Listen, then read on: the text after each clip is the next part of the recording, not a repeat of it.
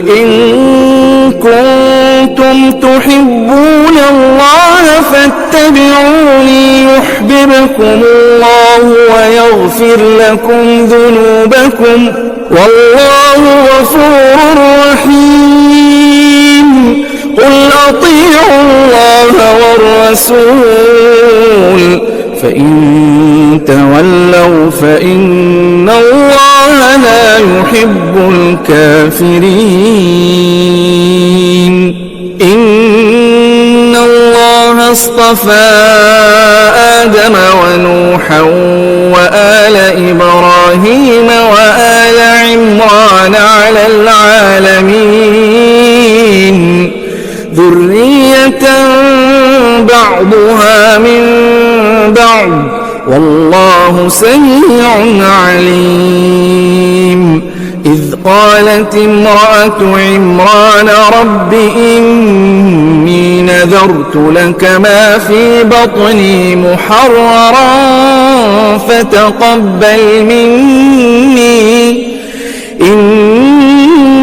إنك أنت السميع العليم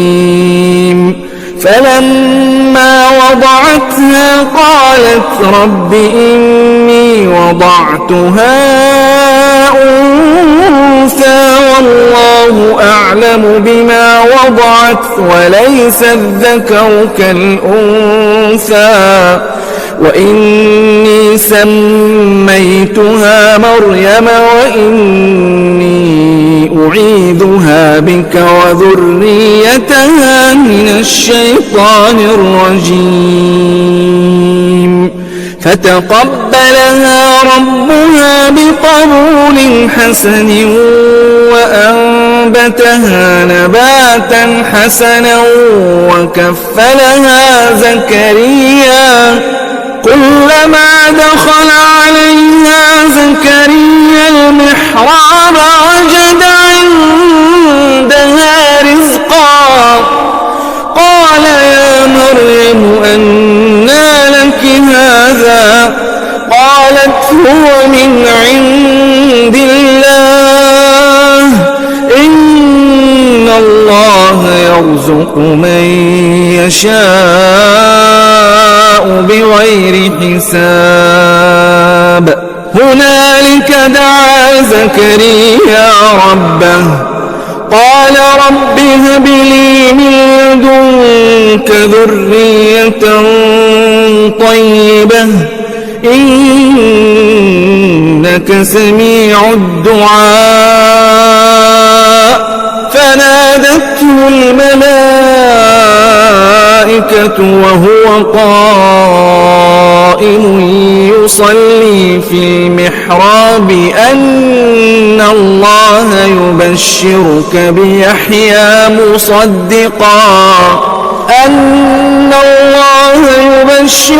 بيحيى مصدقا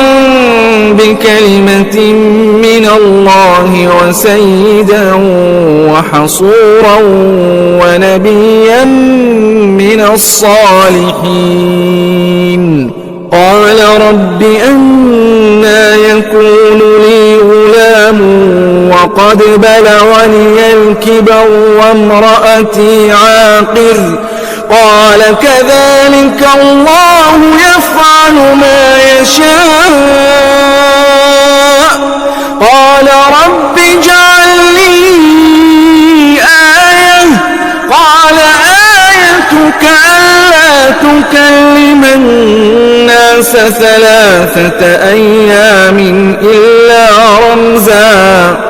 واذكر ربك كثيرا